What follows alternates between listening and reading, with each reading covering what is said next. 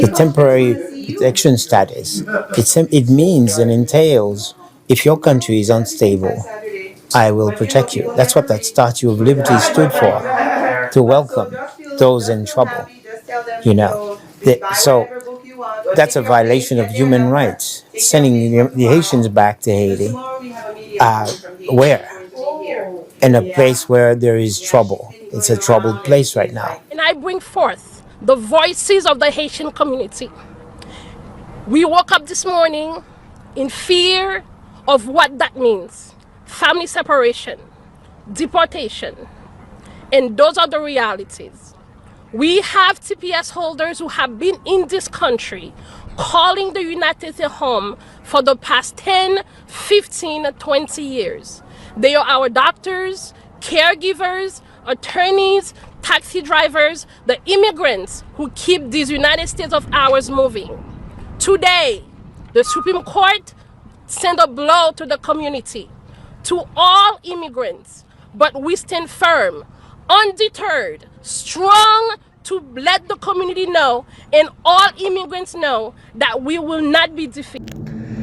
As an American of Haitian descent who has grown up knowing of Donald Trump for at least 40 years, who has heard every insult he's said about the Haitian community, who's watched as he removed temporary protective status from 500,000 Haitians and Syrians, and who's voted for him 3 times in a row.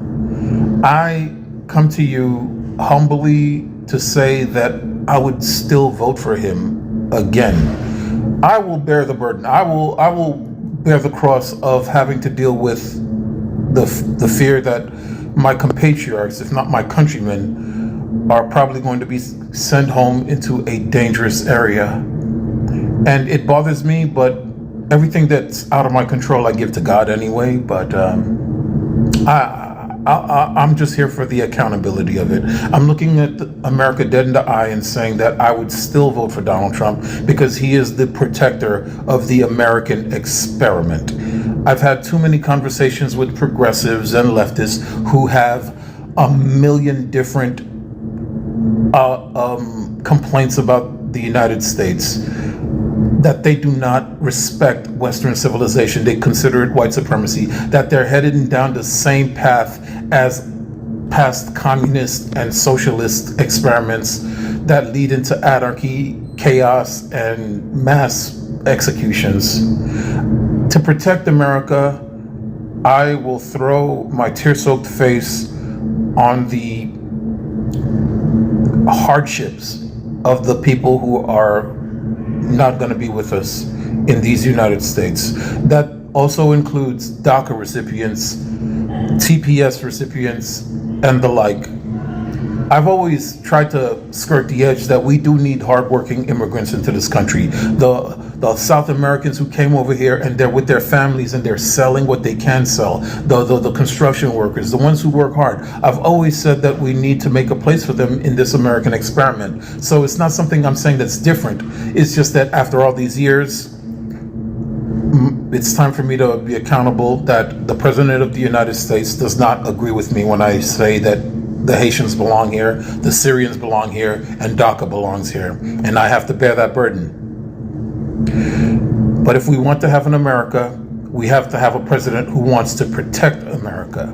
We have to understand that the Enlightenment principles of life, liberty, and the pursuit of happiness is worth conserving. There are some things in society worth conserving, even if it hurts you to the bone. So with that said, I take my leave of you, and this is not for a pat on the head. I'm not trying to gain white validation. I'm just trying to look you dead in the eye and say I would still vote for Donald Trump. God bless America, and God bless the USA. How y'all doing? Huh? Pray for Haitians, Syrians, and other immigrants affected by the recent Supreme Court ruling. Pray your head, pray your hand. Haitian flag, Haitian flag. Her name Maureen. That's funny. That's my aunt's middle name is Maureen. But yeah, family, pause to read if you need to. I slowed down, so you don't necessarily need to pause if you don't need to, but you can pause to read if you need to. Boy, they are feeling it. Please help and block any of the white people. The white people y'all love so dearly. I'm gonna take a seat on this one. The white people y'all love so dearly on B1 Family. Is it they saying block them? Because remember, they were the good Negroes. They don't bark back and bulk back. Huh?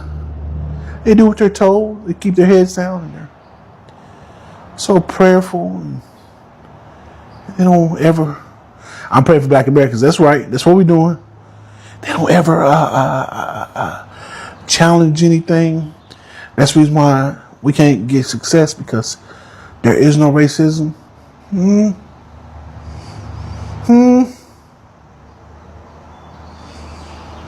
300,000 Haitians. That's a nice little number for y'all to go back and build up your homeland.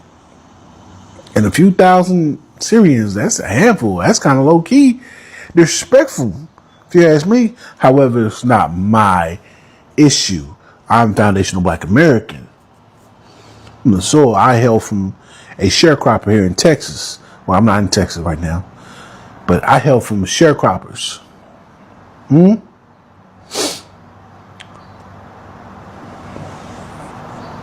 There's one sister to my. I assume I'm going to assume. No, we don't assume nothing. We go and check and see. That's why I have to go to her page and look at her. I'm like, all right, I'm looking at the forehead. The forehead look all right. The forehead check. But I let her know we don't run. We don't run. So that nonsense she talking about, yeah, we don't do that. Of course, that I'm currently seeing right now on TikTok between Haitians and Black Americans, absolutely insane. I swear, as soon as something go wrong in this country, anything with anybody, the attention and anger gets turned to Black Americans. That is insane. We're not the ones doing this shit, y'all. Why are y'all so mad at us? Because we got an opinion? Our opinion means nothing. Our opinion means jack shit when y'all finna have to go home forever. Our opinion means nothing, so why is everybody so upset with us? I don't think I will ever understand why oppressed people become oppressors, or why they think it's cute or funny, or why they're giggling at being just like the people who oppressed them. Like, temporary protected status ending for Haitians in the United States is because of racism. Black people who find that funny, you all are sick. You're sick. I'm sorry that some Haitian person somewhere wasn't nice to you when they came here, or that some Haitian person hasn't, they didn't bow down to you, or they weren't kind to you, or they said something nasty about you. And so you use that to justify you using the same talking points about Haitians that the person who ended the temporary protected status is using. You think it's cute, you think it's funny, and it's not any of those things. It's not any of those things. The fact that you would wish bad for someone because that maybe one person or two people wished bad for you, you would condemn an entire group of people to essentially hell. It doesn't make any sense to me. Like, what is wrong with you all? Are you broken? Are you that broken? Hell, my goodness. Are from the 80s and the 90s, you know exactly what I'm talking about, especially if you live in Brooklyn, New York, and Miami, Florida. However, before I get to this conversation, let me state this. What that Haitian young lady said on our podcast was wrong, and it doesn't represent all the Haitians. Now, let's move forward. During the 80s and the 90s, Black Americans used to chastise, disrespect, use inflammatory, derogatory statements toward the Haitians. Who remember Haitian booty scratcher? Who remember HBO, Haitian body odor? Who remember Haitians go back home? Yeah, these are the things that Black Americans used to say to us. Who here went to Canarsie High School? Who here went to Canarsie High School and remembered Beat Down Fridays? Do you know what Beat Down Fridays was? Beat Down Friday was a day that black Americans and the other kids put aside to hunt down Haitian kids and beat them up.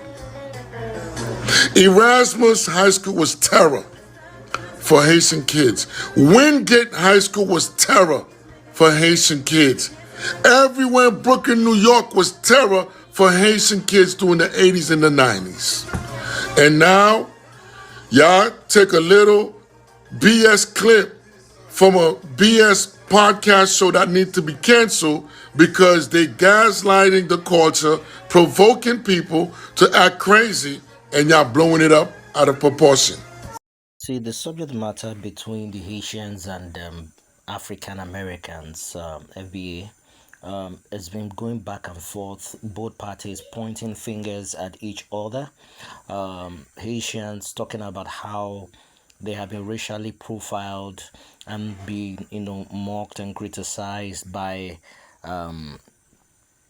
foundational black Americans, and how things that were said by one or two individuals have been taken out of proportion. Not also put into cognizance that they have, tried to respect the home community and the people who had received them. On the other side, the black Americans are also pointing hands at the Haitians and saying, "We told you guys. You shouldn't have voted Donald Trump. All of you guys put your hands, you Syrians, black Haitians and Latinos went straight to vote for Donald Trump. And now why are you in the mess and you are calling for help?" So both parties are on a crossroad, but in this case of the Haitians, they are in a worse situation because their home country is in a very bad state and there's nothing literally to return to. It's a war-torn. With what the earthquakes have done there, they are calling out on the black community in the United States for their assistance. You're welcome across to my YouTube channel. If you're just coming across my YouTube, please do hit that notification, hit that subscription button to support your dear brother. If you're a returning subscriber, thank you. You're the reason why we do what we do. So I want to know what your thoughts, your opinions are in the comment section. Credit to the original content creators. In subject matters like this, I don't think that it is wise for anybody to begin to criticize or mock each other with pain. There are certain things that bantering is not very good at, and this is just one of those situations where I don't think it is proper to banter people with this kind of situation or circumstance. But those are my thoughts, those are my opinion. I want to know what yours is in the comment section. Do see you on the next video. Bye.